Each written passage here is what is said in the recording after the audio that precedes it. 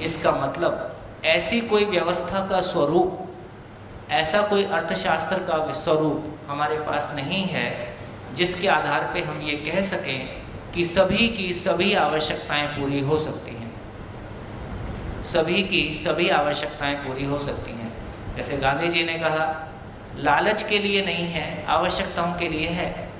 लालच पूरा नहीं हो सकता है, लेकिन लालच से कैसे निपटेंगे? लालच से निपटने का तरीका क्या होगा? तो क्या समझ में आ रहा है कि लालच से हम कैसे निपट सकते हैं? लालच क्यों होता है? लालच समझते हैं ना? गुजराती में क्या बोलते हैं? लालच ही बोलते हैं। तो लालच क्यों होता है?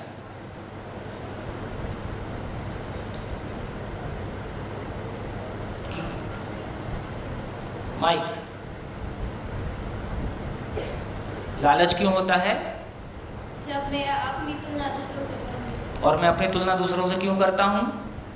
उसके पास बेहतर है, उसके पास बेहतर है। उसके पास बेहतर है ऐसा मेरे को क्यों लगता है? मेरे पास नहीं है। मेरे पास नहीं है क्यों लगता है?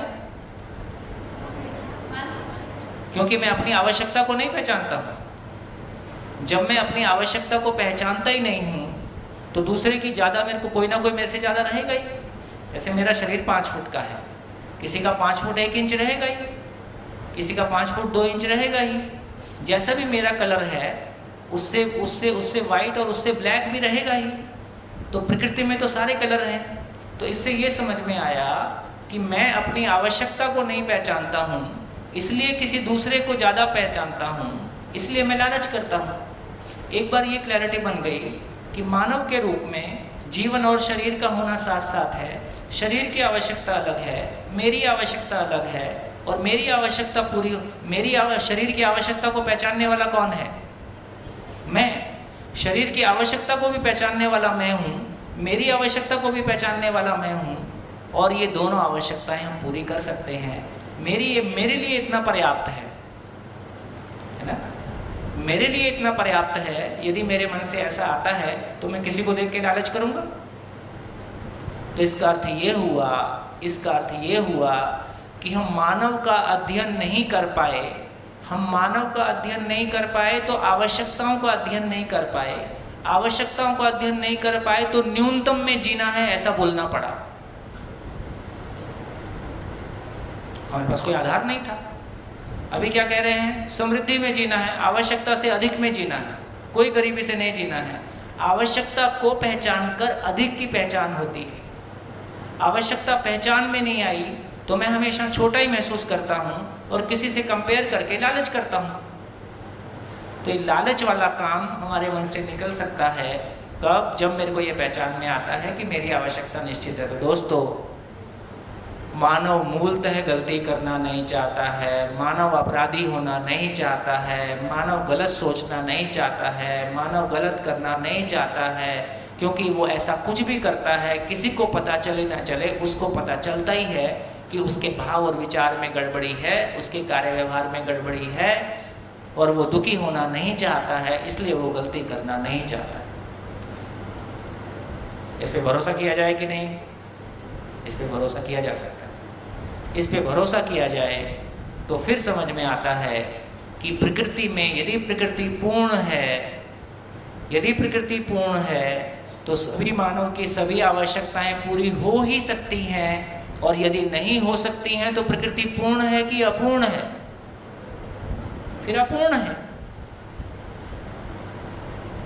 यदि ऐसी कोई बात निकल के आ जाए तो पहली बार जब आदमी असुरक्षा से युक्त आदमी असुरक्षा को भरने की ओर जाएगा, असुरक्षा से मुक्त आदमी सृजन की ओर जाएगा। इंपॉर्टेंट है। यदि आदमी अंदर से भरा हुआ होगा तो छलकेगा, यदि अंदर ही कुआं है तो पहले कुआं भरेगा। तो असुरक्षित आदमी अव्यवस्था फैलाने की ओर ही जाएगा, संग्रह की ओर ही जाएगा, और जो अपने भीतर में असुरक्षा से मुक्त है वो क्रिएट करने की ओर जाएगा, वो जिंदगी देने की ओर जाएगा, जिंदगी पाने की ओर जाएगा। तो हमारा सबसे बड़ा, मैं कहता हूँ, हमारे परिवारों की सबसे बड़ी समस्या, हमारे संबंधों में खराब होने की सबसे बड़ा कारण हमारे मन खराब होने के सबसे बड़े कारण है हम स्वयं में असुरक्षा के साथ, अपने सम्मान को लेके असुरक्षा, अपने पद को लेके असुरक्षा, अपने धन को लेके असुरक्षा, तो सुविधाओं की असुरक्षा, हम असुरक्षा से संचालित हैं। इसलिए हमारा भाव असुरक्षा का भाव, हमारी भाषा असुरक्षा की भाषा और हमारे क्रियाकलाप असुरक्षा के क्रियाकलाप, जिससे हम स्वयं पीड़ित हैं। क्या बोलते हैं माँ बाप? बच्चा गलती करता तो क्या बोलते हैं? पैसा पेड़ पे नहीं लगता है। कितने लोगों ने सुना? सब ने सुना। कितनी बार हम ऐसे ही अपमानित होते हैं और गाली खाते हैं, गाली खा खा के वो संबंध कहीं ध्वस्त हो जाता है, जबकि सच्चाई ये है कि पैसा पेड़ पे ही लगता है। जिस साल फसल अच्छी होती है उस साल इकोनॉमी अच्छी होती है, जिस साल फसल ठीक ना हो उस साल इकोनॉमी भी बैठ जाती है। तो दोस्तों, मैं ये कहना चाहता हूँ कि एक असुरक्षित मानसिकता के साथ हमारा किसी से कोई संबंध नहीं हो सकता है, क्योंकि हमारा खुद से भी संबंध स्थापित अभी नहीं हुआ है। जिसका खुद से संबंध स्थापित नहीं हुआ उसका दूसरे से भी नहीं होगा। बढ़िया समझ में आया? अभी आएगा। चलो, तो सही अर्थशास्त्र लिखते हैं। देखिए, अब सही अर्थशास्त्र लिखते हैं। ये कैसा अर्थशास्त्र है? ये है, इसको बोला लाभोन्मादी अर्थशास्त्र। ये अर्थशास्त्र पैसे के लिए पागलपन देता है और कट थ्रोट कंपटीशन, है ना। एक भूत हमने 9th क्लास में हर बच्चे के सर चढ़ा दिया। ऐसे 3 भूत हम चढ़ाते हैं। ये एक भूत है, पैसे का भूत। अभी एक की बात करेंगे, 2 मनोविज्ञान और समाजशास्त्र की बात नहीं करेंगे, कभी विस्तार से फिर मिलेंगे तब बात करेंगे। अभी इसकी तुलना में लाभोन्मादी अर्थशास्त्र के स्थान पर आवर्तनशील अर्थशास्त्र।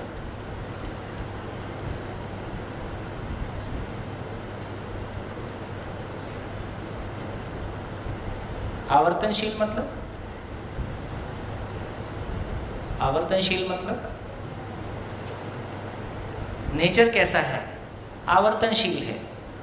जैसे समुद्र से पानी भाप बन के ऊपर उठता है, बरसात हमारे घर पे हो जाती है, ज़मीन में पानी आ जाता है, फालतू पानी बह के वापस समुद्र में पहुंच जाता है, और ये साइकिल चलती रहती है। अब ये पानी कितना है?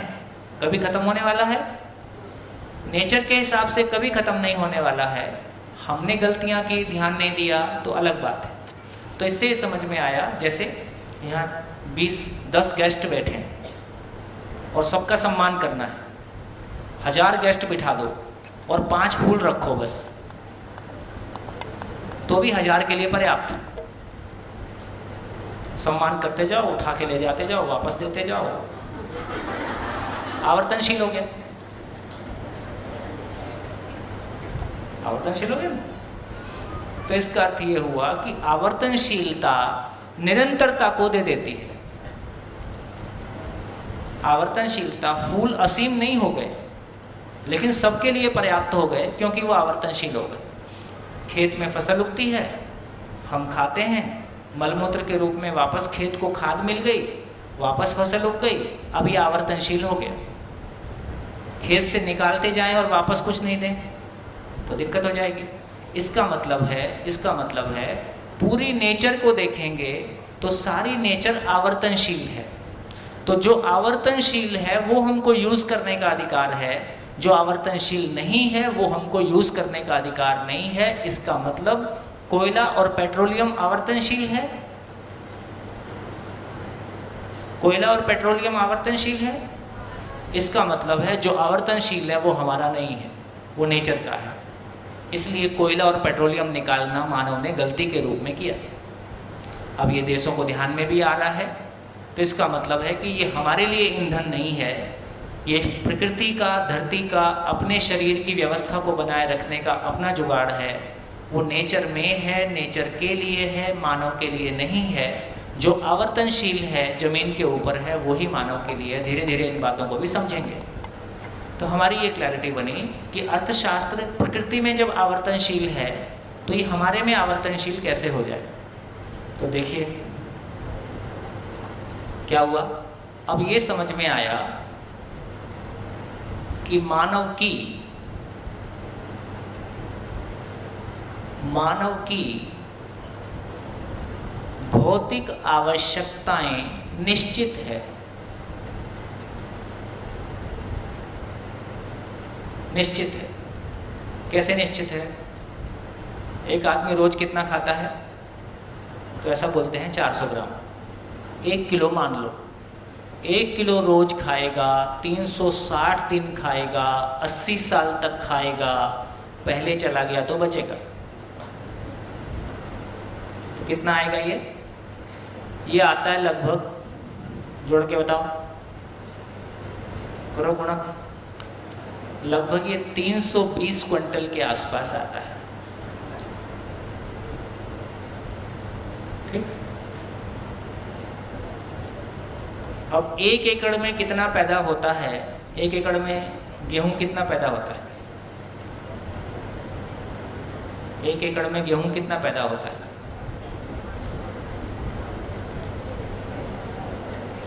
यूपी में अभी बात चल रही थी तो 60 मन मतलब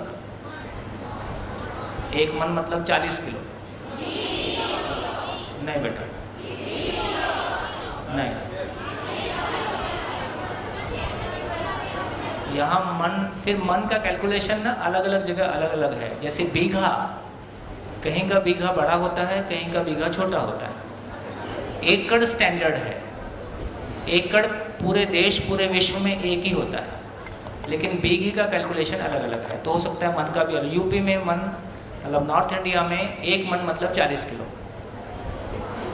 यहाँ 20 किलो का। तो 40 किलो इंटू 60 है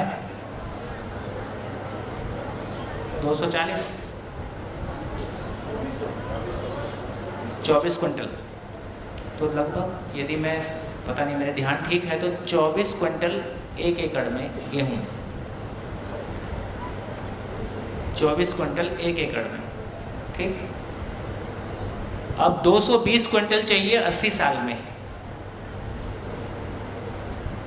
तो कितनी जमीन हो एक आदमी के पास कि उसके खाने की आवश्यकता पूरी हो जाए? तो ये 1 एकड़ के आसपास, 1 एकड़ का 1/10 ऑफ एकड़ आता है। और भारत में अभी भी प्रति व्यक्ति 1 एकड़ से ऊपर जमीन आती है, अभी भी प्रति व्यक्ति। तो इस रूप में हम देखेंगे कि जितनी हमारी ज़रूरत है उससे कम उपलब्ध है कि ज़्यादा उपलब्ध है? ज़्यादा उपलब्ध है।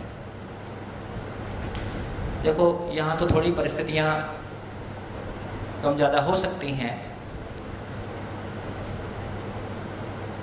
सामान्यतः जैसे हमारे पास मान लीजिए मोबाइल है, 24 घंटे में से कितना देर यूज़ होता है? 1 घंटा, 2 घंटा, लेकिन 24 घंटे उपलब्ध है ना, है ना। हमारे घर के सारे कमरे 24 घंटे उपलब्ध हैं, लेकिन सारे कमरे कितने समय यूज़ होते हैं? यदि पड़ोसी से तुलना ना करें और किसी का प्रभाव हमारे ऊपर ना हो, तो हो सकता है हमारा घर जैसा है, हमारी आवश्यकता के लिए पर्याप्त है, उसमें कोई कमी है तो ठीक कर ही सकते हैं। तो यदि दूसरों से कंपेयर ना करें तो हम पाएंगे कि हमारे पास जो चीज़ें हैं वो ठीक ठाक हैं, और कोई कमी है तो उसको ठीक कर लेंगे। तो ये पता चलता है कि आदमी की आवश्यकताएं बहुत बड़ी नहीं है। हम मरे हैं तो कंपैरिजन में मरे हैं, दूसरों के साथ तुलना की वजह से दिक्कत आती है। तो इससे पता चलता है कि मानव की भौतिक आवश्यकता निश्चित है और साधन पर्याप्त है। साधन पर्याप्त है। कैसे? साधन पर्याप्त कैसे है? पर्याप्त मतलब गुजराती में पूर्ति मात्र, फुर्तू फुर्तू। हाँ जी, कैसे नेचर को देखते हैं। देखो, पेड़ पौधे के जिंदा रहने के लिए क्या चीज़ की आवश्यकता है? हवा, मिट्टी, पानी, प्रकाश। जितने पेड़ पौधे हैं उसकी तुलना में हवा, मिट्टी, पानी, प्रकाश कितना ज़्यादा है? कितना ज़्यादा है? बहुत ज़्यादा। हवा कहाँ तक है? बहुत ऊपर तक। पेड़ पौधे कहाँ तक हैं? 50 फीट तक, 100 फीट तक। तो जितने पेड़ पौधे हैं उसकी तुलना में हवा, मिट्टी, पानी, प्रकाश बहुत ज़्यादा उपलब्ध है। जितने पशु पक्षी उपलब्ध हैं उसकी तुलना में जंगल कितना ज़्यादा है? वो भी बहुत ज़्यादा है। हमने काट काट के सबका दुरुपयोग किया और पेड़ नहीं लगाए, वो हमारी समस्या है। तो पेड़ काटना अच्छी बात है कि गलत बात है? पेड़ काटना अच्छी बात है। एक काटो 10 लगा दो, क्या दिक्कत है? हाँ, एक काटो 10 लगाओ, है ना। तो कोई चीज़ प्रकृति से लेना गलत नहीं है यदि हम उससे अधिक वापस कर सकते हैं। ये हमारी ज़रूरत के लिए, है ना, प्रकृति ने माँ है हमारी, है ना। तो इसका मतलब है कि जो उससे लेंगे उससे अधिक हम काम कर दें तो कोई दिक्कत नहीं है। तो ये समझ में आया कि जितने पशु पक्षी हैं और जितने मानव हैं उसकी तुलना में पशु पक्षी, पेड़ पौधे और कितना ज़्यादा है? ये भी बहुत ज़्यादा है यदि हम अपनी आवश्यकताओं को समझेंगे तो आवश्यकता के लिए पर्याप्त है, लालच के लिए नहीं है। आवश्यकता के लिए पर्याप्त है। तो इस रूप में हमारा ध्यान जाता है कि मानव की भौतिक आवश्यकताएं निश्चित हैं, साधन पर्याप्त है। और खुशी की बात यह है कि हर मानव में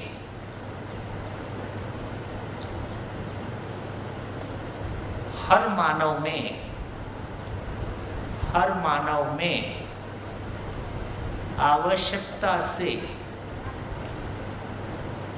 अधिक उत्पादन की क्षमता है कि नहीं? एक आदमी खेत में जितना पैदा करता है सारा खुद खा सकता है। एक पुरुष या महिला किचन में जितना खाना बनाती है सारा खुद खा सकता है। एक व्यक्ति फैक्ट्री में जितना प्रोड्यूस करता है सारा यूज़ कर सकता है। इसका मतलब है आदमी की खाने की ताकत कम है, यूज़ करने की ताकत कम है, उत्पादन की ताकत ज़्यादा है। अभी हमारी पढ़ाई कैसी है? उत्पादन, जो उत्पादन नहीं करता है वही बड़ा आदमी है।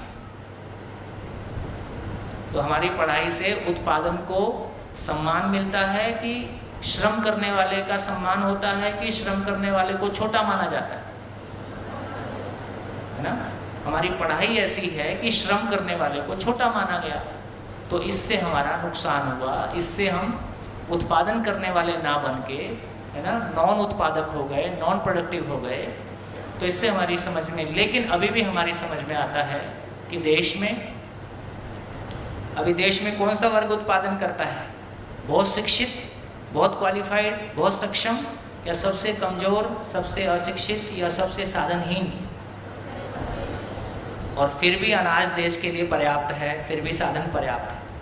तो इसका मतलब है कि यदि हमको समझदारी होगी तो साधनों का सदुपयोग होगा कि दुरुपयोग होगा? उत्पादन कम होगा कि ज़्यादा होगा? और धरती को बचाएंगे कि नहीं बचाएंगे? तो धीरे से हमारा ध्यान गया कि हर मानव में आवश्यकता से अधिक उत्पादन करने की क्षमता है। इसलिए हर परिवार समृद्धि पूर्वक, समृद्धि का मतलब है अभाव का अभाव, हर परिवार समृद्धि पूर्वक जी सकता है।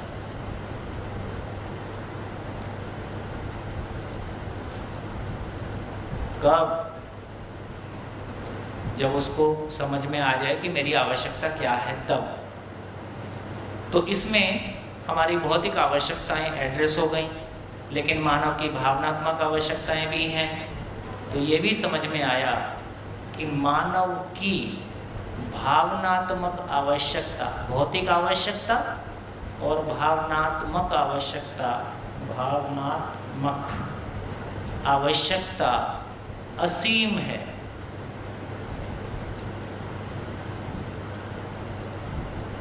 ये ठीक है। मानव की भावनात्मक आवश्यकता असीम है, भौतिक आवश्यकता निश्चित है। शरीर की आयु निश्चित, शरीर का आयतन निश्चित, शरीर का भार निश्चित, शरीर का कंजम्पशन निश्चित, शरीर में कुछ भी अनिश्चित हो ही नहीं सकता। मानव की भावनात्मक आवश्यकता कैसी है? असीम है। और कैसे पूरी होती है? कैसे पूरी होती है? समझ बराबर भाव। समझने से भाव की स्वीकृति, भाव तो समझने से भाव की आवश्यकता पूरी होती है। और खुशी की बात है, हर मानव में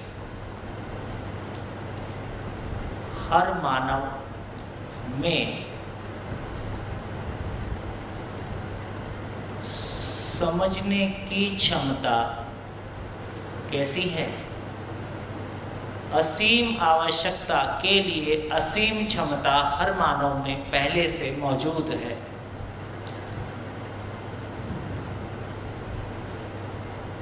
इसलिए हर मानव सुखपूर्वक जी सकता है।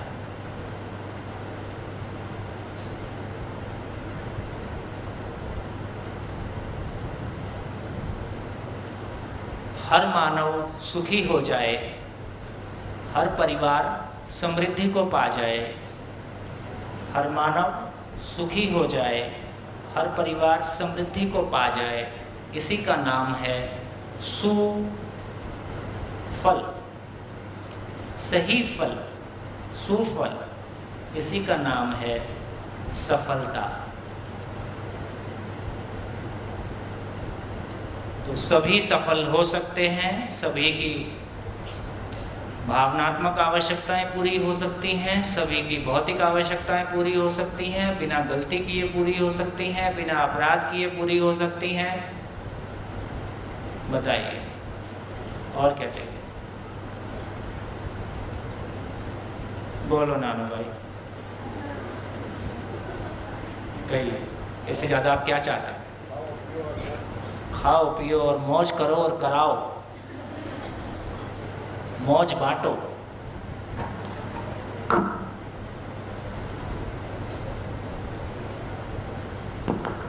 बोलिए, अर्थशास्त्र के शिक्षक कहाँ हैं? कितने हैं? एक ही है बस?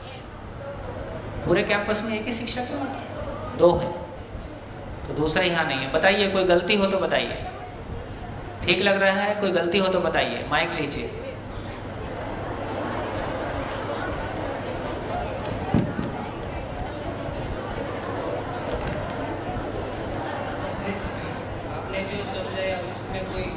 थोड़ा माइक ऊपर।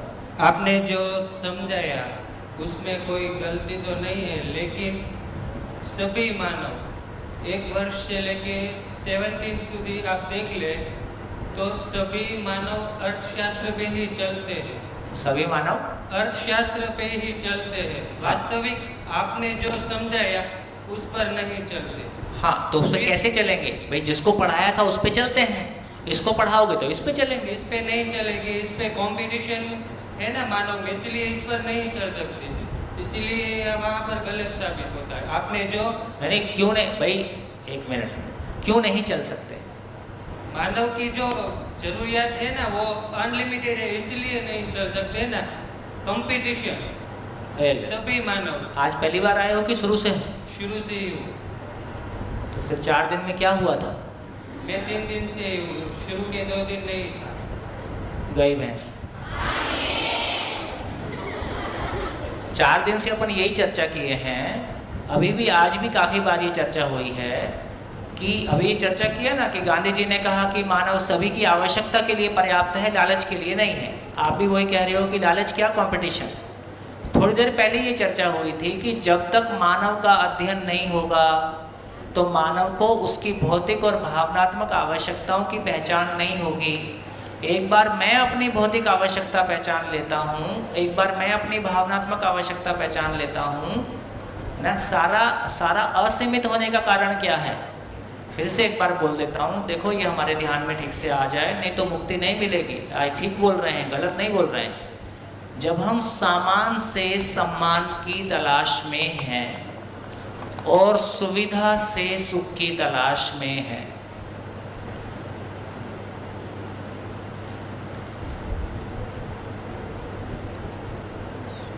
अब आवश्यकता अनलिमिटेड होगी ही, कंपटीशन में जाएंगे। ठीक है, ये बात हमने किया था। इसी के साथ ही चलते हैं। हाँ, अब इसको हैंडल कर सकते हैं कि नहीं? हैंडल कर सकते हैं। तो कर सकते हैं। तो मैंने ये कहा था, यदि अपनी ज़िंदगी के चीफ गेस्ट बनना चाहते हो तो ये दोनों रिबन काटना पड़ेगा। लेकिन वो मानव एक्सेप्ट नहीं करेगा, सभी मानव इसे एक्सेप्ट नहीं करेंगे। पहले हॉल की बात कर लेते हैं। जी, हॉल में कितने लोग इसको एक्सेप्ट करेंगे? यही बात आप 1 साल बाद इस सबको पूछ लेना, किसने एक्सेप्ट किया। देखो भाई, आपके लिए चैलेंज है।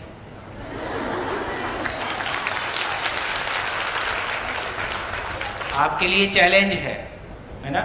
और आपके अर्थशास्त्र के टीचर कह रहे हैं, और ये ऐसा गलत भी नहीं कह रहे हैं, इनका एक्सपीरियंस गलत नहीं है, क्योंकि शिविर में भाव अलग रहता है और बाद में फिर आप खो जाओगे अपनी दुनिया में।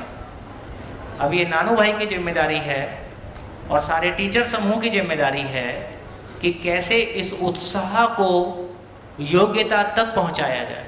जी, यही मैं कहना चाहता हूँ सर, कि सभी के लिए जो ये 7 दिन में सबको जो ज्ञान मिलता है वो 7 या 8 दिन के लिए सीमित रहता है। उसको मैं ऐसा नहीं कह रहा हूँ कि कोई इसको अप्लाई नहीं करता, लेकिन 100 में से 75 समथिंग पीपल इसको अप्लाई नहीं करते, 25 पीपल इसको अप्लाई करते हैं। तो मैं तो ये कहूँगा कि यदि 25% ने भी अप्लाई किया तो 100% सफलता। एक बात बोलना चाहता हूँ, 25% तो बड़ा रेशो है, मेरे हिसाब से तो 5 के नीचे ही रहता है। जी सर, मैंने जो ग्रेजुएशन कंप्लीट की, मास्टर और बीएड, सभी जगह से मुझे एक ही बात सुनने मिली कि अगर आप में काबिलियत नहीं है टीचिंग लाइन में जाने की तो आप वहाँ तक नहीं जा सकते। आपको कोई अधिकार नहीं है बालक की जीवन खराब करने का। इसलिए जो आप में विश्वास हो और आप बालक को सुधार सके तभी उसी स्टेज पर जाना। और हमारे सर कहते थे कि अगर आपके क्लास में से 1 या 2 बच्चे की जिंदगी सुधरे तो अपना जीवन धन्य। इसी बात पर मैं चलता हूँ, ऐसा ही काम करता हूँ। देखो, ये बात इस बात का आश्वासन देती है कि यदि क्लास में रेगुलर एफर्ट है और टीचर की क्लैरिटी है तो 50% से ऊपर ही आंकड़ा चला जाएगा, है ना? क्योंकि बात तो बहुत साफ सुथरी है, कहाँ गैप है पकड़ में आ रहा है, कैसे एड्रेस करना है पकड़ में आ रहा है। और ये किसी राम कृष्ण और किसी महापुरुष की चर्चा नहीं हो रही है, सीधे सीधे हमारी आपकी बात हो रही है, कहाँ ज़िंदगी फंसी है, कैसे उसको निकालें। तो अब मूल बात इस बात की है कि बहुत खुशी हुई आपके विचार जान के और आपका क्लैरिटी समझ के। तो एक बात ये समझ में आ गया कि पहला आवश्यकता देखो इस बात की है कि मैं कितनी भी अच्छी बात करूं, नानू भाई कितनी भी अच्छी बात करें, क्लास में जो प्रस्तुत हो रहा है क्लैरिटी तो उसी की काम आएगी, है ना? तो आप शिक्षक समूह को, आप सारे शिक्षक मिलके किस तरह से, यदि इसमें कोई कमी है तो मुझको बताएं, इसमें कोई कमी नहीं है तो कैसे उसको ज़मीन पे उतारें। तो पहले अपने में उतार के देखें, अपनी फैमिली में उतार के देखें। आपको अपने में और आपकी फैमिली में रिजल्ट मिलता है तो क्लासरूम में आ जाएगा, है ना? और तो एक बात हाँ, यहाँ 17 प्लस के एज के भी लोग बैठे हैं, तो उसके मन में यही भाव होगा कि मैं 2-3 पीढ़ी के लिए इकट्ठा कर लूँ। सभी के मन में यही भाव है कि मेरी पीढ़ी दर पीढ़ी सुखी हो और उसके लिए मैं आज कमा लूँ। इसी बात दौड़ में आपने जो दूसरी बात कही ना, आवर्तनशील अर्थशास्त्र, वो अप्लाई नहीं हो रहा है। अगर ये भाव मन से निकल जाए और मैं मेरे लिए ही करूँगा ऐसा भाव होगा तो आवर्तनशील अर्थशास्त्र अप्लाई होगा। इसी के साथ बढ़िया बढ़िया बढ़िया, बिल्कुल ठीक। तो सार क्या निकला? सार इतने ही निकला कि जितना हमारे समझने में क्लैरिटी आ जाएगी उतना हमारे एक्शन में आ जाएगी। तो कंसेप्चुअली कोई प्रॉब्लम है क्या? कंसेप्चुअली प्रॉब्लम है। अर्थशास्त्र, आपका नाम क्या है? आपका नाम क्या है? आपका नाम माइक लीजिए।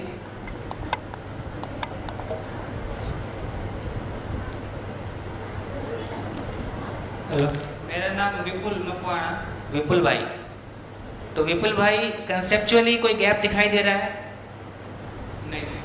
कंसेप्चुअली गैप नहीं है तो फिर वो जो गैप है वो हमारा आपका है, जी। है ना? तो एक पहला काम ये हो गया कि कंसेप्चुअली हमको लगता है कि बात ठीक है, प्रैक्टिसेबल है। हाँ, मेरी चेतना का स्तर, मेरी समझ का स्तर, है ना, जैसे जैसे होगा। और यहाँ बिल्कुल नहीं कहा जा रहा है कि हमको पैसा नहीं कमाना है। जम के कमाओ, इतना कमाओ कि मशीन से ही गिनना पड़े पैसा, हाथ से गिनना ही ना पड़े। जम के कमाओ, लेकिन बिना प्रकृति का नुकसान किए, बिना आदमी को शोषण किए कैसे कर सकते हैं, उसके तरीके धीरे धीरे निकालेंगे। और शुरू में थोड़ा बहुत नुकसान हो वो भी चलेगा, कोई बात नहीं, बिल्कुल आगे बढ़ो। समझ को कैसे साथ साथ चलाया जाए और धीरे धीरे अपने लिए रास्ते कैसे बनाए जाएं ना। यहाँ किसी तरह की कोई आदर्शवाद की बात नहीं हो रही है। आदर्शवाद का मतलब है कि सुनने में अच्छा लगे, प्रैक्टिसेबल ना हो, है ना। यहाँ सीधे सीधे व्यवहारवाद की बात हो रही है। जहाँ खड़े हैं, जहाँ समाज खड़ा है, जहाँ देश खड़ा है, उसके साथ इस समझ को समझते हुए कैसे एक एक कदम करके आगे बढ़ें कि 20 साल बाद हम एक मजबूत ज़मीन पे हों। हमने 20 साल पहले शुरू किया था, आज एक मजबूत ज़मीन पे हैं और मेरे जैसे कई सौ परिवार देश भर में हैं।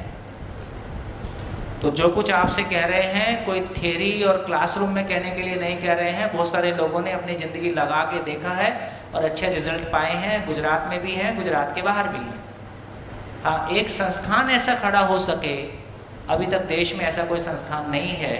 क्या पता ये लोक विद्यालय पहला, विश्व का पहला संस्थान हो जहाँ ये देखने के लिए मिल जाए।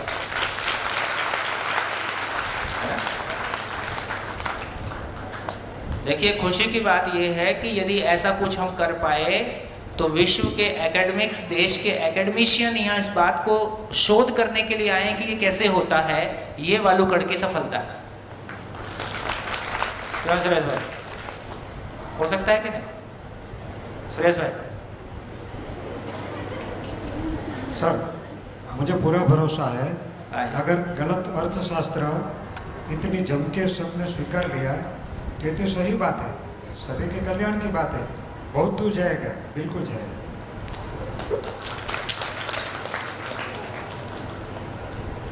सर, मुझे एक डाउट था इस इकोनॉमिक्स में।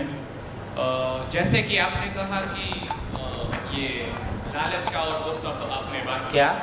लालच। लालच। हाँ।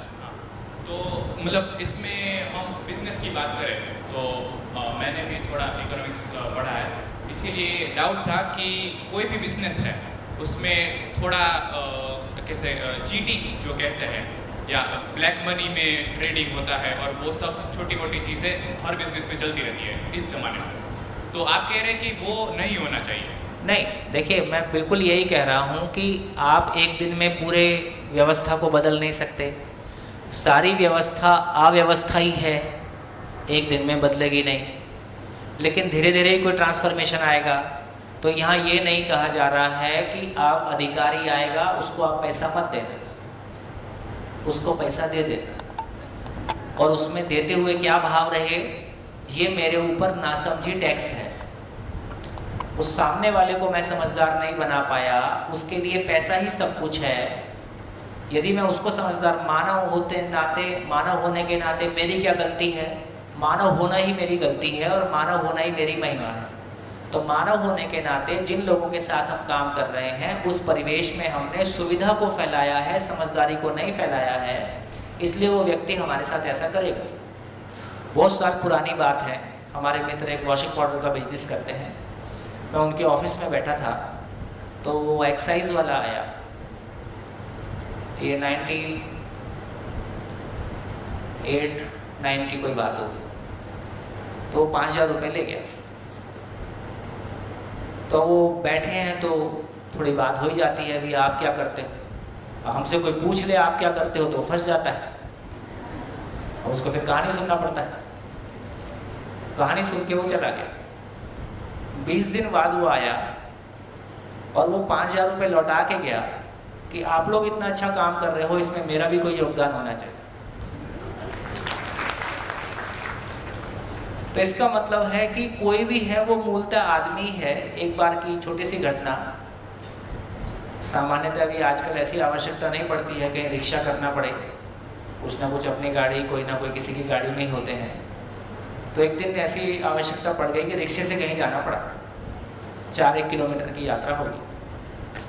तो रिक्शे में बैठा हूँ तो मेरा अक्सर वो मन रहता है कि सामने वाले की परिस्थितियों को जानने का, कितना पैसा कमाता है, उसका घर कैसे चलता है ना, बच्चे की फीस कैसे देता है, किराए का मकान कैसे लेता है और क्या करता है, ऐसा मेरा मन रहता है। कभी ऐसा मौका मिल जाता है तो बात कर लेता है। तो उससे मैंने बात करना शुरू किया, वो भी पूछ दिया आप क्या करते हो। तो जब तक हमारी यात्रा समाप्त हुई तो रिक्शे वाला कहता है, बाबू जी आप इतना अच्छा काम करते हो, मेरा भी उसमें कोई योगदान होना चाहिए, तो किराया नहीं लूँगा। रिक्शे वाला ये कहता है। जो अपने श्रम से खींच रहा है वो भी ये कह सकता है, ये अद्भुत बात है। तो इसका मतलब ये है कि जिसको हम छोटा आदमी मानते हैं वो कितना बड़ा आदमी निकल जाएगा हमको भी अंदाजा नहीं है। तो ठीक है, तो ये बात यहाँ ये बोल रहे हैं कि जो भी तमाम अव्यवस्थाएं अभी बिजनेस में है, देखो किसी भी बिजनेस को करते हुए हमको नंबर 1 और नंबर 2 मैनेज करने में सारी ऊर्जा लगी रहती है। हमारी ज़्यादा ऊर्जा क्रिएटिविटी में लगे, उत्पादन में लगे और किसी चीज़ों में लगे तो क्या होगा, मानसिकता में क्या चेंज आएगा। अभी बिजनेस करते हुए हमारी मानसिकता क्या रहती है, अभी बिजनेस करते हुए हमारी मानसिकता संग्रह की होती है। मेरा टर्नओवर, मेरा प्रॉफिट कितना ज़्यादा रहे और फिर वो किसी भी तरीके से आ जाए। इंजीनियरिंग कॉलेज के बच्चों का एक शिविर हो रहा था, उसमें ये बात चल रही थी कि क्या क्या गलत हो रहा है।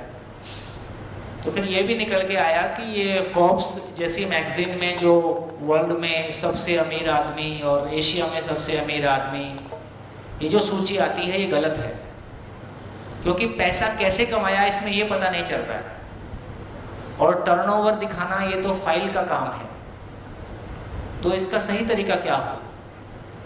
तो लड़कों की तरफ से बात आई कि किसने कितने लोगों को रोजगार क्रिएट किया और प्रकृति में क्या योगदान किया और देश में क्या योगदान दिया, इसका कोई मूल्यांकन होना चाहिए,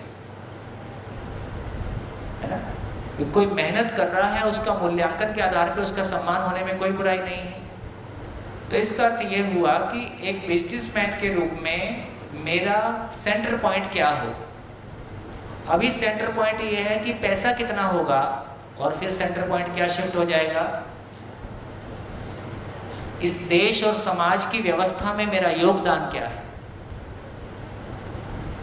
जिस दिन एक आदमी देश और समाज की व्यवस्था को समझेगा, फिर कुछ भी करता है, फिर वो खेती करता है तो अपने योगदान को देख के खुश हो सकता है, बिजनेस करता है तो अपने योगदान को देख के खुश हो सकता है, उसके साथ टर्नओवर जुड़ा ही हुआ है, उसके साथ उसका फैलाव जुड़ा ही हुआ है। तो हमारी मानसिक संकीर्णता केवल पैसा, भी सभी तरफ केवल पैसा ही उपलब्धि है। जिस गेम में खेलने से पैसा मिल गया वो गेम बढ़ा, जिस पद पे जाने से ज़्यादा पैसा आ गया वो पद बढ़ा, जिस बिजनेस को करने से पैसा आ गया वो बिजनेस बढ़ा। तो पैसा छोड़ के कुछ समझ में आया है ये कहना बड़ा मुश्किल जाता है।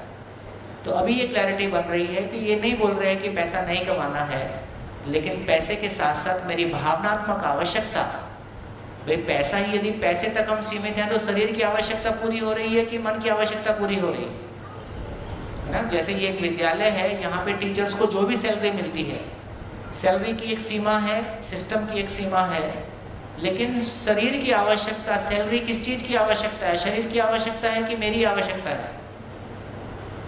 सैलरी शरीर की आवश्यकता है, तो मेरी आवश्यकता का क्या होगा। मेरी आवश्यकता मेरे हाथ में है, सैलरी फिर भी सिस्टम के हाथ में है, मेरी आवश्यकता तो मेरे हाथ में है। तो मैं कितना अधिकतम उपयोगी हो जाऊं, है ना, ये मेरे हाथ में है। उस ढंग से देखेंगे तो जीवन की तृप्ति, जीवन तृप्ति वाला काम, जीवन तृप्ति की आवश्यकता शिक्षक को भी है, माँ बाप को भी है, बिजनेसमैन को भी है, एग्रीकल्चरिस्ट को भी है, गवर्नमेंट सर्वेंट को भी है, हम सभी को है। तो जीवन तृप्ति का अभी कोई चीज़ हमारे हाथ में नहीं है। रिटायर होने के बाद हाथ में कुछ नहीं रहता है।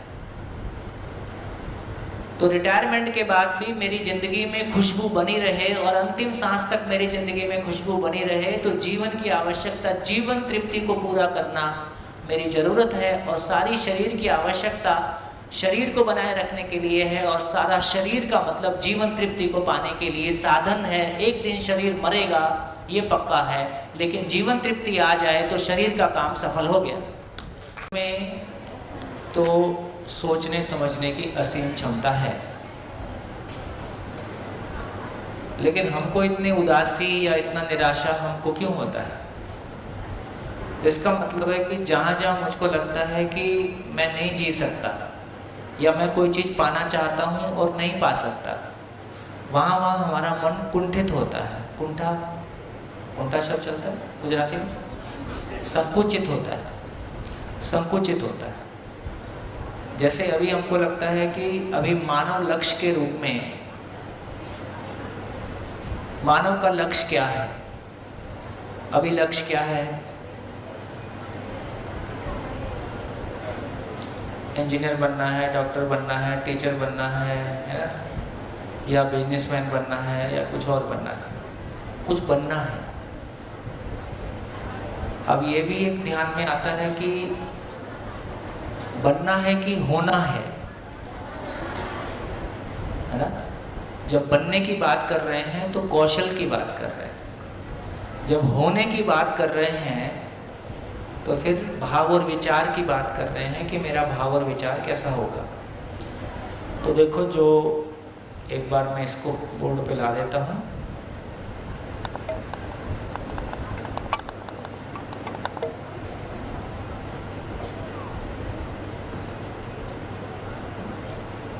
से मानव लक्ष्य,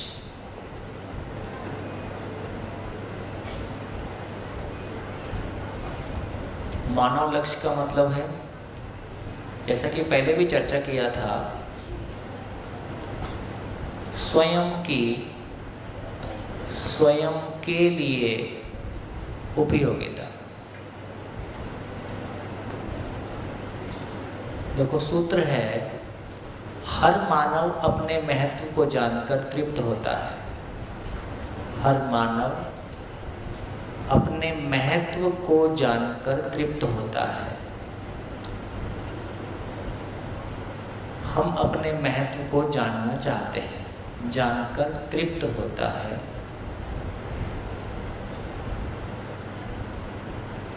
उसी के लिए मेरे को मिलता है कि मैं इंजीनियर होके अपना महत्व पहचानूंगा, कि डॉक्टर होके पहचानूंगा, कि इतना पैसा होके पहचानूंगा, कि है ना, जिंदगी में हम कुछ करना चाहते हैं। हर मानव अपने महत्व को जानकर अपना तृप्त होता है। उसका जो महत्व है, ये उसकी उपयोगिता ही उसका महत्व है। जैसे पेन का महत्व क्या है? लिखना। तो पेन की उपयोगिता। तो स्वयं के लिए स्वयं की उपयोगिता, तो बोला कि समाधान के साथ में होना, समाधान पूर्वक होना, ये स्वयं की, ब्रैकेट में समझण लिखूं कि कंफ्यूजन? समाधान के साथ में होना, क्यों जीना है, कैसे जीना है की क्लैरिटी होना, ये स्वयं की, स्वयं के लिए उपयोगिता है। मेरे सुख के लिए मैं जिम्मेदार हूँ, और मेरा समझदार होना, मेरे भावपूर्वक जीने के लिए मेरी ज़रूरत है। इसमें कि दूसरे की भूमिका नहीं है, ये मेरा काम है। तो ये मेरा मूल काम है, मुख्य काम है। मानव और पशु में बार बार किन्हीं चीज़ों को बोलता हूँ, इसलिए बोलता हूँ कि आपका ध्यान चला जाए। पशु और मानव में इतना ही अंतर है कि मानव में समझने की ताकत है। जब तक उस समझने की ताकत का हम इस्तेमाल नहीं किए, तब तक उसी को जीव चेतना बोलते हैं। आकार हमारा मानव के जैसा है, जीना हमारा पशु के जैसा है। आहार, निद्रा, भय और प्रजनन, ये बात पहुंची। तो इसका मतलब हुआ कि मैं समझण के साथ, समझ के साथ हो जाऊं, ये मेरा पहला काम है, मुख्य काम है। यदि ऐसा होता है, हो पाता है, तो मेरी अपने परिवार में क्या उपयोगिता है? तो मेरे परिवार के सभी लोग समझण के साथ में हो जाएं, अपनी आवश्यकताओं को पहचान पाएं, भौतिक को भी, भाव को भी, और भौतिक आवश्यकता को पहचान के समृद्धि पूर्वक मेरा परिवार जी पाए। तो समाधान, समृद्धि पूर्वक जीना परिवार में मेरी उपयोगिता है। शिकायत मुक्त अभाव मुक्त परिवार, पहले दिन हमने चर्चा किया था। यहाँ तक ठीक है? आगे चलो, आगे चलें तो मैं एक गांव में रहता हूँ, एक समाज में रहता हूँ, तो हमारा गांव, हमारा समाज दिनों दिन भय उसमें बढ़ता है या भय से मुक्त होता है यदि मेरे गांव के सभी परिवार के लोग समझदार हैं, वो अभाव से मुक्त हैं, तो दूसरे परिवारों के साथ क्या करेंगे? फिर दूसरे परिवारों के साथ क्या करेंगे? एक व्यक्ति जो अभाव की मानसिकता के साथ है, हर किसी को देख के उसको कैसा लगता है? पैसा किससे मिलेगा? तो इसका मतलब है यदि परिवार में अभाव की मानसिकता नहीं है, है ना, शिकायत नहीं है, तो दूसरे परिवारों के साथ क्या करेगा? जो जिसके पास है उसको बांटेगा। तो शिकायत मुक्त अभाव मुक्त दूसरे परिवार भी हो जाएं, उसके लिए कोई काम करेगा। उससे क्या होगा? समाज भय से मुक्त होगा, अभय होगा। अभय मतलब भय से मुक्ति। और मैं किसी प्रकृति के साथ, जड़ प्रकृति के साथ भी रहता हूँ, उसमें दोनों आ जाते हैं। तो उस प्रकृति में मेरी भूमिका क्या होगी? जब प्रकृति बोल रहे हैं तो प्रकृति में दो भाग हैं, एक जड़ प्रकृति और एक चैतन्य प्रकृति। का मतलब क्या होता है? प्रकृति का मतलब है पूर्णता के अर्थ में कृति बराबर प्रकृति। प्रकृति क्या है? प्रकृति। प्रकृति की परिभाषा है पूर्णता के अर्थ में कृति। पूर्णता के अर्थ में कृति। कृति मतलब रचना। तो जो भी इकाइयां हैं, एकम हैं, रचनाएं हैं, वो पूर्णता के अर्थ में है ना? तो पूर्णता के अर्थ में जड़ प्रकृति भी है और चैतन्य प्रकृति भी है।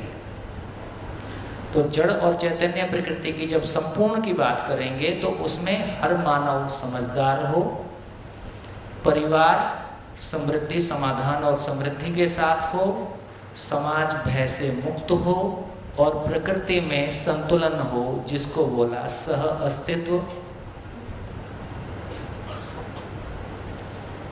इससे ज्यादा, इससे कम में, सभी के लिए इतना ही है। तो एक बात पता चली कि मानव लक्ष्य क्या है। मानव लक्ष्य क्या है? तो मानव लक्ष्य है कि एक मानव की शिक्षा पूरी होने से उसमें समाधान, समृद्धि, अभय और सह अस्तित्व पूर्वक जीने की योग्यता आ जाए, है ना? ये मानव लक्ष्य है। तो मानव लक्ष्य धरती के सभी मानव के लिए समान है, इसमें आप कुछ नहीं कर सकते। इसको पहचान सकते हैं, इसको पूरा कर सकते हैं। तो इसका अर्थ ये हुआ कि जैसे प्रकृति में, है ना, लोहे के लिए, सबके लिए नियम है, ऐसे मानव के लिए भी नियम है। उन नियम को हम पहचान लेते हैं, इतना उसको बदल नहीं सकते, पहचान सकते हैं, उसके अनुसार जी सकते हैं। तो ये क्लैरिटी हमारी बनी कि मानव लक्ष्य क्या है? समाधान, समृद्धि, अभय और सह अस्तित्व पूर्वक जीने की योग्यता। ये है हुआ मानव लक्ष्य।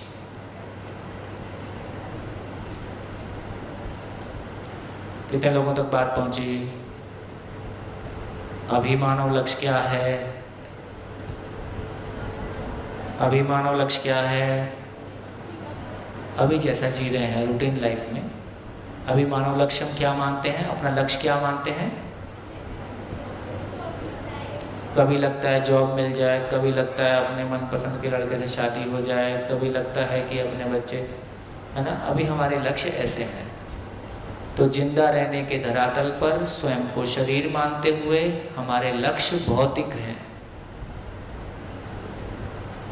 भौतिक लक्ष्य।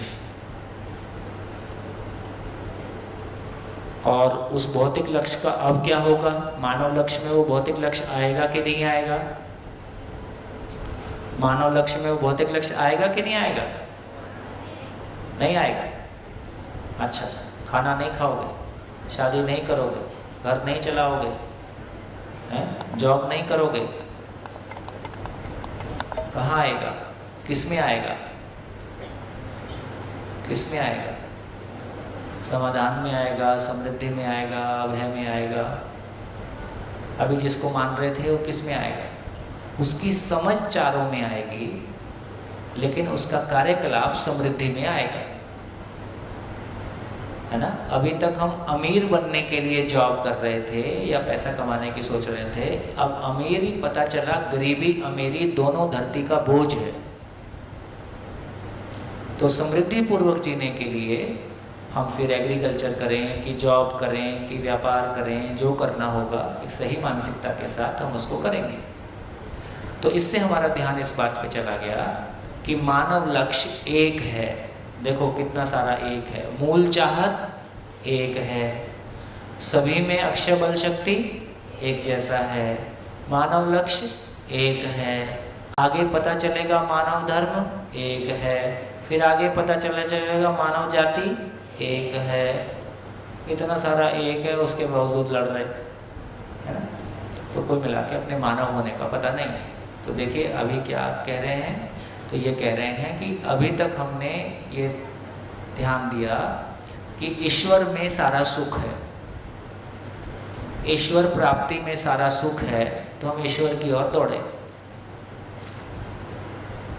ईश्वर मिला नहीं मिला, लेकिन जीना तो है रोजमर्रा की जिंदगी। फिर किसी ने कहा कि नहीं शरीर में सारा सुख है, तो शरीर की ओर जोड़े। दोनों ही तरफ हम आदमी को समझ पाए ये कहना मुश्किल है, और आदमी को समझे बिना अपने परिवार में जी पाना मुश्किल काम है। तो क्या हुआ? देखो मानव है और मानव अपने जीवन में सुख चाहता है और उसकी निरंतरता चाहता है। इसी को किसी ने आनंद कहा, किसी ने कुछ और कहा। और दो धाराएं हमारे पास उपलब्ध हैं। एक धारा है जिसको हम आदर्शवाद बोलते हैं, एक दूसरी धारा है जिसको हम भौतिकवाद बोलते हैं। आदर्शवाद में ईश्वर में सारा सुख है, ईश्वर प्राप्ति में सारा सुख है। इसलिए ईश्वर का भक्ति, उसके लिए संसार से विरक्ति और उसके लिए न्यूनतम में जीना, न्यूनतम एक मॉडल निकला। ये एक तरह की यात्रा हमने की है, इसलिए न्यूनतम शब्द हमारी जुबान पे चढ़ा रहता है।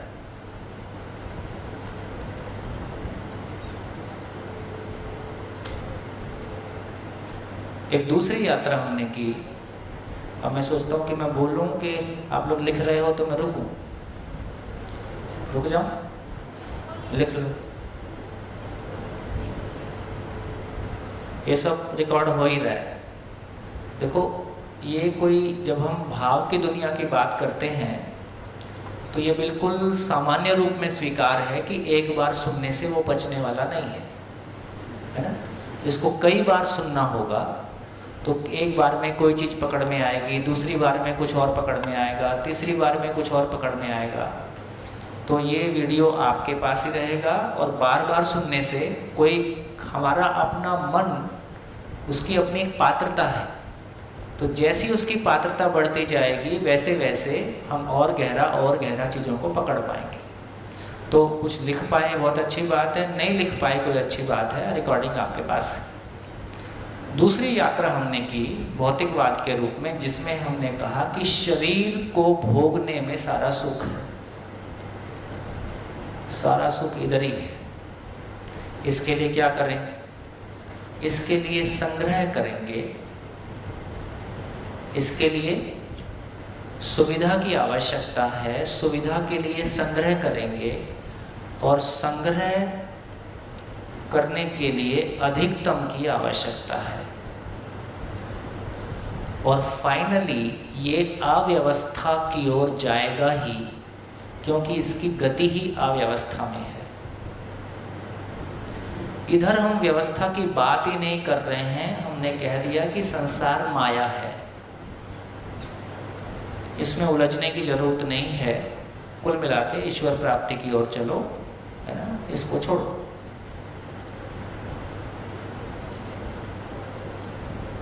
जब हम इधर चलते हैं तो ये व्यक्ति के लिए संभव हो पाया, परिवार के लिए संभव नहीं हो पाया।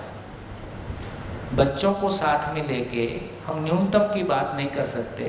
बच्चे हैं तो उनकी स्कूलिंग है, बच्चे हैं तो मेडिकल फैसिलिटी है, शादी है तो ससुराल है, ससुराल है तो शादी ब्याह है, शादी ब्याह है तो आना जाना है, आना जाना है तो लेना देना है, ये सब करना है, समाज के ताने बाने में रहना है। तो विरक्ति से काम नहीं चलेगा, न्यूनतम में काम नहीं चलेगा। ये मॉडल प्रैक्टिसेबल परिवार के लिए नहीं हुआ। इधर जब हम बात करते हैं तो ये भी परिवार के लिए प्रैक्टिसेबल नहीं हुआ, क्योंकि ये फाइनली अव्यवस्था में जाता है। यदि भोग ही एकमात्र है तो एक से तृप्ति नहीं होगी, इसलिए मानसिक रूप में अव्यवस्था होगी ही, और संबंध टूटेगा कि बचेगा? तो ये भी नहीं बचा। तो फाइनली जो बात कह रहे हैं कि इसका मतलब है सह अस्तित्ववाद की आवश्यकता है। सह अस्तित्व का मतलब है ईश्वर को समझने वाला कौन है? ईश्वर को समझेगा तो कौन समझेगा? कौन समझेगा? मानव। और शरीर को समझेगा तो कौन समझेगा? मानव। नहीं समझने से सुखी दुखी होगा तो कौन होगा? मानव। इसलिए सबसे पहला काम है कि मानव को समझा जाए, क्योंकि सबको समझने वाला मानव है। मानव समझ में आता है तो ईश्वर से मेरा संबंध क्या है और शरीर से मेरा संबंध क्या है, दोनों का प्रयोजन क्या है, ये समझ में आने से मानव की आवश्यकता का संसार खुलने से और एक मानव की भौतिक और भावनात्मक दोनों आवश्यकताएं पूरी हो सकती हैं, जिनकी चर्चा आज हमने की है। तो एक परिवार शिकायत मुक्त अभाव मुक्त हो सकता है, दूसरे परिवार के लिए सहयोगी हो सकता है। तो समाज का स्वरूप, भय मुक्त समाज का स्वरूप सामने आया। ऐसा जीने के बाद फिर हमारे पास वो क्वालिफिकेशन आएगी जिसमें कि कोई ईश्वर जैसी चीज को भी समझने की हमारी पात्रता बढ़ेगी। अपनों के साथ जी नहीं पाए, ईश्वर को पा लेंगे, इतना सस्ता नहीं है। बढ़िया। तो इससे हमारा ये ध्यान गया कि बेसिकली मानव का लक्ष्य सही अर्थों में, तो इसमें परिवार के बसने का स्वरूप बसा। मानव समझ में आया तो परिवार समझ में आया, परिवार समझ में आया तो समाज समझ में आया, और समाज आएगा उतनी चेतना, उस चेतना के साथ में ईश्वर भी पकड़ में आएगा। उसकी चर्चा करेंगे।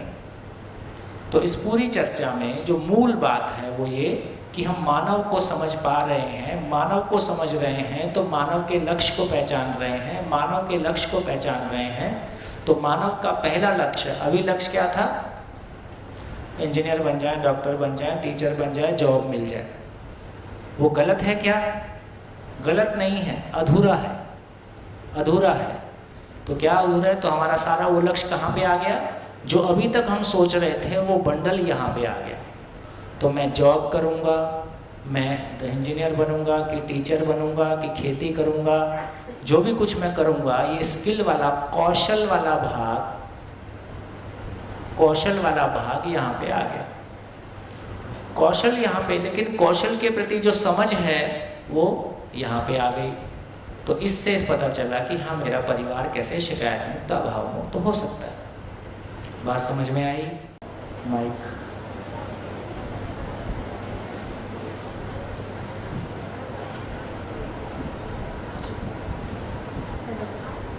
मेरा नाम संजना बाबुई है। मैं आज जो मुझे समझ में आया वो मैं बोलूँ। मानव की पहचान शरीर से नहीं है, मानव की पहचान मन से, विचार से, समझण से है, वो मुझे समझ में आया। और आपने जैसा कहा कि अभाव से पीड़ित न होना ही हमारी पात्रता है। जैसे हमें कोई नीचा दिखाना चाहता है तो हमें उसे प्रभावित न होना चाहिए, यही हमारी पात्रता है। और आपने उस सर ने जैसे कहा कि आपने हमें जो सिखाया वो हम 1 साल के बाद भूल जाएंगे या फिर हमें याद नहीं रहेगा, तो मेरा भी वैसा ही है। मुझे कोई इंस्पिरेशन देता है तो मैं तब इंस्पायर हो जाती हूँ, लेकिन फिर मुझे सब कुछ ठंडा पड़ जाता है। तो मेरे यही कोशिश रहेगी कि मैं उसे अपने जीवन में लाइफ टाइम के लिए याद रखूँगी और उसे ऐसा करूँगी भी। बढ़िया। और माइक।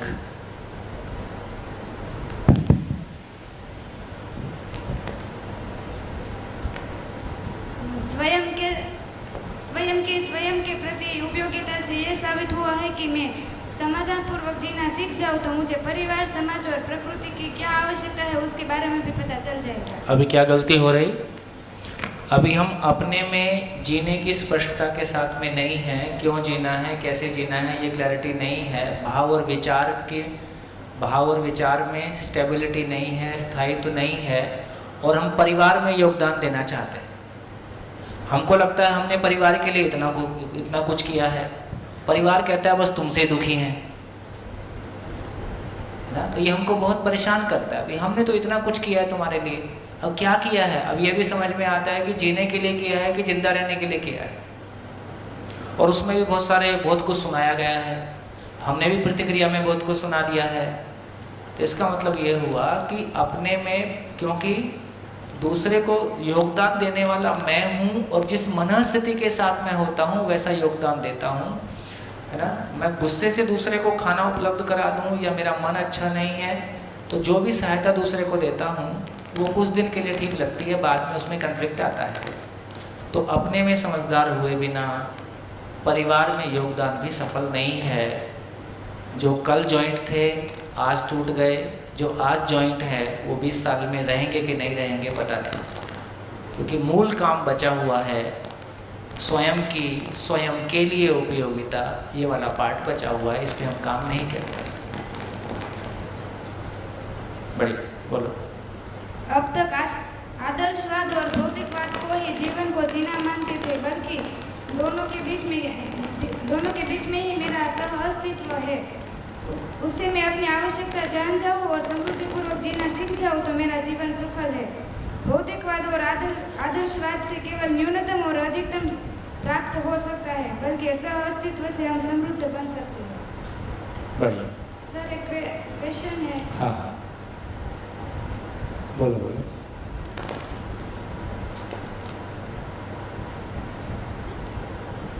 अगर एक सांप और मेंढक है, सुनाई नहीं दिया।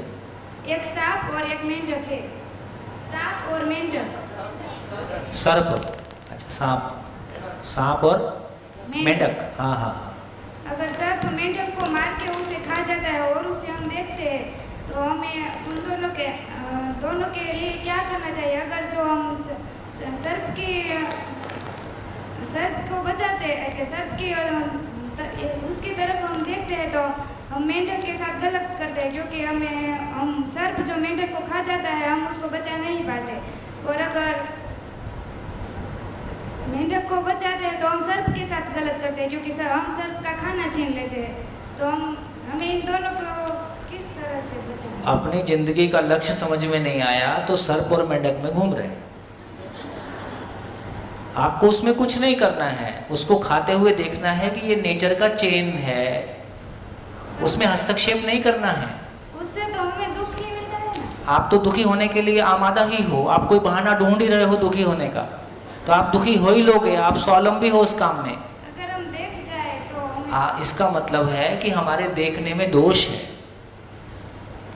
प्रकृति में जैसे अब पेड़ पौधा जमीन से पानी लेता है, बीज लेता है, तो जमीन का शोषण कर रहा है और हम इसको शोषण करने नहीं देंगे।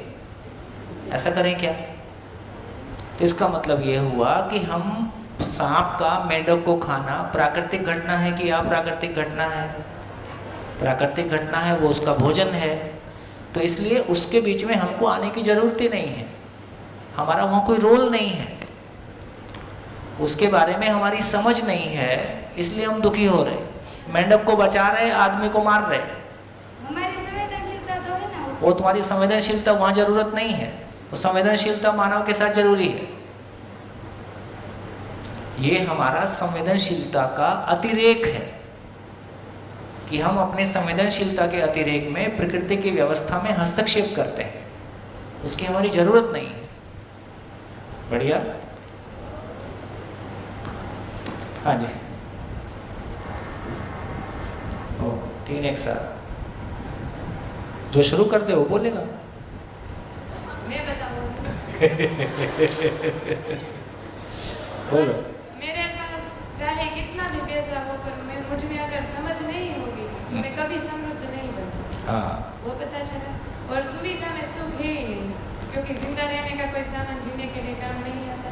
अगर मेरे पास बड़ी कार है और पड़ोसी ने उनसे भी बड़ी कार ली, सुविधा तो मुझे मिली थी कार यहाँ से यहाँ तक ले जाने की, क्योंकि कार लेके मुझे सुविधा तो मिल गई, पर पड़ोसी ने उनसे बड़ी कार ली तो मुझे उस क्षणिक सुख मिला था वो भी चला जाएगा। हाँ, इसका मतलब स्थिति और बहुत खराब है।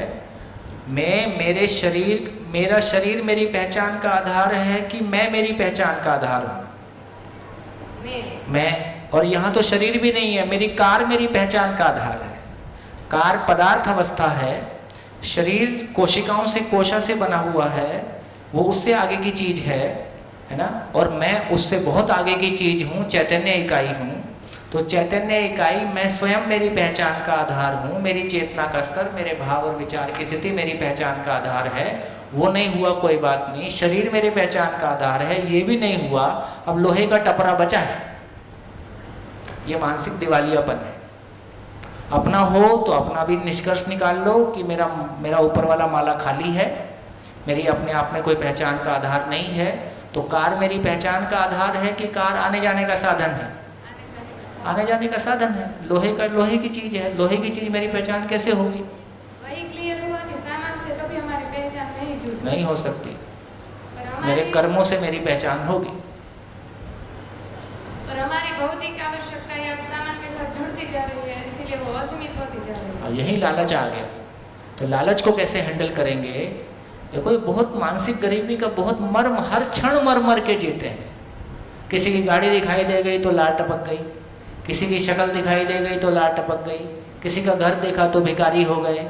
तो 24 घंटे जो भिखारी पना है, जो हमारे भीतर अपने भाव की स्थिति में उथल पुथल होती है, जो बेचैनी होती है, कहाँ जीने देगी, है ना। तो अपने में एक स्थिरता कि मेरी जरूरत क्या है और यदि नहीं है तो कैसे आएगी। दूसरे ने कार लिया, पेट्रोल वो डालेगा, किस्त वो पटाएगा, मेंटेनेंस वो करेगा, इसमें मेरी क्या प्रॉब्लम है? उसको दुखी होने का मन है, होता रहे, और उसकी आवश्यकता है तो होती, ठीक भी है। मेरे को ना उससे जेलस होना है, ना मेरे को उस पर कमेंट करना है, वो उसकी अपनी गति है।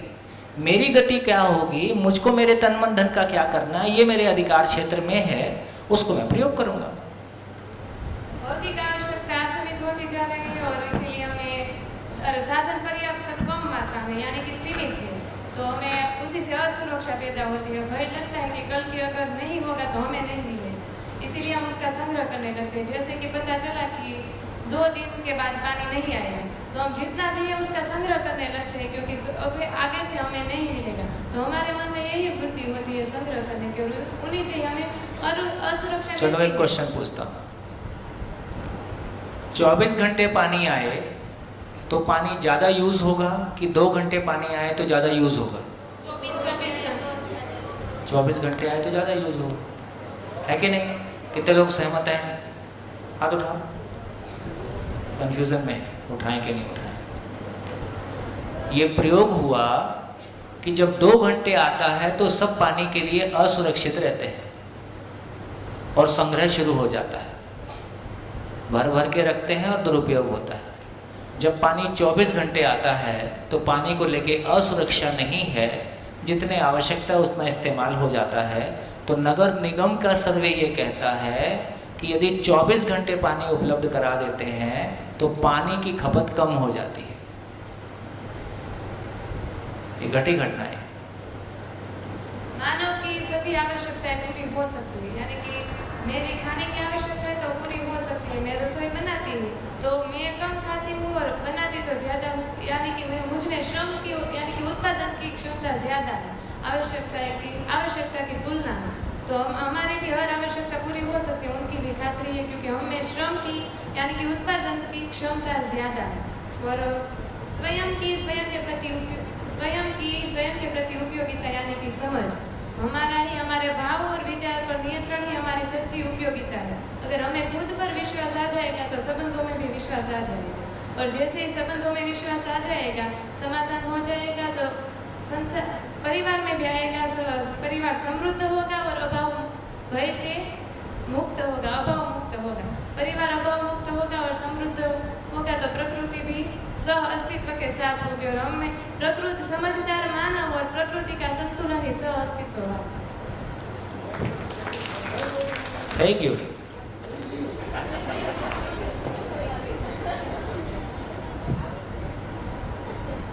देखो, आपका ज्ञान का जलवा जब मानेंगे जब आपके गांव का वातावरण बदलने लगे। भी आपकी उम्र के आपके गांव में और बच्चे होंगे, बड़े तो हो सकता है नहीं सुनेंगे, पर आपकी एज के लोग तो आपको सुन ही सकते हैं। आपकी एज के और आपके एज के छोटे लोग यदि आपको स्वीकारना शुरू करते हैं, आपके आचरण को स्वीकारना शुरू करते हैं, आपके ज्ञान को स्वीकारना शुरू करते हैं और उससे वातावरण बदलना शुरू होता है, तो सिद्ध होता है कि आपके पास कोई काम की बात है। शुभकामनाएं। हाँ जी। पहले मैं ये समझती थी कि मानव को सामान और सुविधा से सम्मान मिलता है। अब मैं समझ में आया है कि असली पहचान सम्मान और अपने विशाल भाव मन से मिलती है। गुड। पहले से यह सुन के आई हूँ कि हमारा लक्ष्य डॉक्टर, शिक्षक या कोई भी बनना होता है, पर आज मुझे पता चला कि लक्ष्य क्या है, और यह समझ में भी आया कि सुख की प्राप्ति साधन से या सुविधा से नहीं होती। सुख की प्राप्ति हमारे श्रम की समृद्धि से होती है, और हमको जो लोग कहते थे वही हम आज तक करते आए थे, पर आज पता चला कि मैं कौन हूँ, मुझे क्या करना है और मेरा इस धरती पर अस्तित्व क्या है, वो मुझे समझ में आया। और मेरी दूसरी बात ये पता चली कि मानव का लक्ष्य अपने महत्व को जानकर तृप्त होना है। देखा, हिंदी की क्वालिटी देख रहे हैं कितना क्लियर टंग है। गुड। हिंदी सीखने का ये सबसे प्रभावशाली तरीका है। हिंदी नहीं, कोई भी भाषा सीखने का। इसको इंग्लिश में कर दो तो इंग्लिश आ जाएगी, क्योंकि जब कोई चीज़ के साथ, जैसे बच्चा भाषा कैसे सीखता है,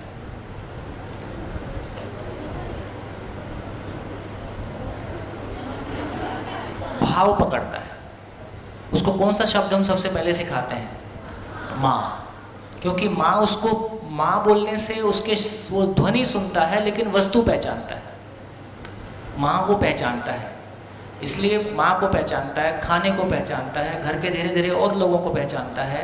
इसका मतलब है जिसके साथ उसका भाव जुड़ता है उस शब्द को पकड़ लेता है, और जिसके साथ हमारा भाव नहीं जुड़ता उस शब्द को हम नहीं पकड़ पाते। तो इसका मतलब हुआ कि जब हम ये पूरा शिविर डिलीवर करते हैं तो इसका हर शब्द आपके भाव से जुड़ता है। तो वो भाषा आपको फौरन नज़र नहीं आती है, वो भाषा आपको अपनी ही लगने लगती है। मैंने महाराष्ट्र में एक शिविर किया था। महाराष्ट्र में थोड़ा सा हिंदी मराठी को लेके एक थोड़ा रेजिस्टेंस है, तो ठीक है, मैं तो हिंदी जानता हूँ इसलिए हिंदी में ही करूँगा। धीरे धीरे बात आगे बढ़ी। लास्ट के दिन लास्ट में ये हो गया, वो बोलते थे कि मैं मराठी में बोलूँगा। पूरा बोलने के बाद मैं बोला आपने बिल्कुल मराठी में ही बोला, वो पूरा 15 मिनट हिंदी में बोला। तो जिस भाषा में हमको जिंदगी मिलती है उस भाषा से हमको प्यार हो जाता है। जिस भाषा से हमको जिंदगी मिलती है, जिस भाषा में हमको हमारे भाव और विचार की पकड़ बनती है, वो भाषा हमारे लिए से तो अलग से सीखने का कुछ नहीं होता है। हमको भाव पकड़ते हैं, शब्द अपने आप चल के आता है। बहुत बढ़िया, गुड। ये जो इंसान को ये सुख का सॉफ्टवेयर मिला है, इसकी वजह से वो सुख की सूझ में निकला और उसने आज आदर्शवाद का निर्माण किया, भौतिकवाद का निर्माण किया। आदर्शवाद ने कई कुटुंबों को परेशान किया और भौतिकवाद ने पूरी कायनात को परेशान किया। अगर ये सुख का सॉफ्टवेयर नहीं होता तो ये पूरी जो कायनात है वैसे ही बनी रहती। बिल्कुल। देखिए, ये तमाम उपलब्धियों का भौतिकवाद से हमको सुविधा मिली, उसका सम्मान। आदर्शवाद से हमको कम से कम बड़े लक्ष्य मिले, मानव शरीर नहीं है, शरीर के बियॉन्ड कोई रियलिटी है, त्याग, तपस्या, मोक्ष, है ना, दान, पुण्य, बड़े शब्दों से हमारा परिचय हुआ। जिंदगी कोई विशाल है, ऐसा हमारा परिचय हुआ। लेकिन ये भी ध्यान में आता है, भोग भी व्यक्तिवादी हो जाता है और अंततः साधना भी व्यक्तिवादी हो जाती है। परिवार को साथ लेके चल पाना दोनों में कठिन है। साधना करनी है तो भी पूरा परिवार मिलके कोई एक साधना करेगा, मुश्किल लगता है। तो इसका मतलब है दोनों ही जगह में परिवार के साथ चल पाना। तो आज देखो, अभी हम जब इंजीनियर और डॉक्टर बन जाते हैं या टीचर बन जाते हैं या व्यवसाय करते हैं तो भी हम परिवार में अकेले अकेले ही हैं, है ना। यदि पति इंजीनियर है, पत्नी टीचर है, तो दोनों के व्यवसाय की बात आपस में नहीं होती है। तो इसका मतलब हुआ कि पूरे परिवार की कोई यात्रा हमारे पास है कि नहीं है। जिंदा रहने के धरातल पर पूरे परिवार की एक ही यात्रा है साथ में, कि साथ में मिलके भोजन करेंगे। इसके सिवाय साथ में मिलके भोजन करेंगे, एक घर में सोएंगे और बीच बीच में कुछ खाने पीने के बारे में बात करेंगे। अब ये क्लैरिटी बनती है कि पूरे परिवार की जागृति की कोई यात्रा हम साथ कर सकते हैं, है ना। और शिक्षा पूर्वक हर परिवार का सदस्य उस यात्रा में शामिल हो सकता है। तो पूरे परिवार की जर्नी, जीने की जर्नी एक साथ हो सकती है, क्योंकि एक परिवार में एक जन समझ गया और बाकी नहीं समझेंगे तो भी जर्नी मुश्किल होती है। तो एक साथ हम चल सकते हैं, ये एक संभावना दिखाई देती है। बढ़िया, नमस्कार। और कुछ लास्ट, अब आगे चलेंगे। जवान तीनों साफ। शुरुआत से यही लग रहा था मुझे पहले से कि एक ऐसे कोई सिस्टम या व्यवस्था होनी चाहिए जो सेल्फ करेक्टिव हो, और इसमें अब समझ में आ रहा है कि उसका जब इकाई, मतलब जो सबसे छोटा यूनिट जो हम है, मानव है, उसको अंतर इंट्रोस्पेक्शन करने की ही ज़रूरत है। जब वो ठीक हो जाएगा तब वो सिस्टम भी ठीक हो सकता है। तो भौतिकवाद में जब मेरा सवाल ये था कि ये सारा कुछ कहाँ तक फैला हुआ है, उसका एक आंसर मुझे मिल गया कि वो भौतिकवाद है, वो मटेरियल है, वो जो ढूंढ रहा हूँ। सही उसके सवाल का उत्तर वह तभी मिल जाएगा जब मैं मेरे अंदर जाऊँगा, भाव जगत में जाऊँगा और मैं समझूँगा। सवाल लेकिन उसमें एक खड़ा हो जाता है कि मैं जो मेरी समझ है वो विश्वास सही है, वो समझ सही है, ये विश्वास कैसे हो पाएगा, मैं कैसे चेक कर सकता हूँ? आ जाए। किसी चीज़ के सही होने का प्रमाण क्या है? वो आचरण में रिजल्ट देता है। फाइनली आचरण ही है। ज्ञान का प्रमाण आचरण में है। मेरे को क्या अनुभूति होती है, आपको क्या पता? ठीक है, मैं अनुभूति बहुत अच्छी करता हूँ, व्यवहार बहुत खराब करता हूँ, किसको भरोसा होगा? तो अल्टीमेटली ज्ञान का प्रमाण आचरण ही है। यदि आचरण में मानव में समाधान, परिवार में समृद्धि, समाज भय से मुक्त और प्रकृति में संतुलन हो जाए तो इससे ज़्यादा होता नहीं, इससे कम में चलता नहीं। तो जो भी चीज़ें मानव लक्ष्य के अर्थ में है सब सही है, जो मानव लक्ष्य के विपरीत है सब गलत है। तो सही गलत का सार्वभौम मापदंड निकल आया। अभी तक लगता है कि मैं सही हूँ कि तुम ठीक हो। घर में झगड़ा किस बात का है? पति पत्नी को लगता है कि पति को लगता है मैं ठीक हूँ, पत्नी को लगता है मैं ठीक हूँ, सास को लगता है मैं ठीक हूँ, पिता को लगता है मैं ठीक हूँ, दूसरे को लगता है कि नहीं मैं ठीक हूँ। तो अभी तक हमारे पास सही गलत का कोई सार्वभौम मापदंड नहीं है। 2 × 2 4 होता है, इस पर कोई झगड़ा नहीं है क्योंकि यूनिवर्सल है। इसका मतलब है कि मानव की ज़िंदगी के सारे पहलू का जब तक यूनिवर्सल ग्राउंड हमको नहीं मिलेगा तब तक तू मैं चलती रहेगी। तो आधार मिलने की बात, यूनिवर्सल ग्राउंड मिलने की बात। बढ़िया, धन्यवाद। चलिए आगे चलते हैं। हाँ बेटा बोल रहे बोलो।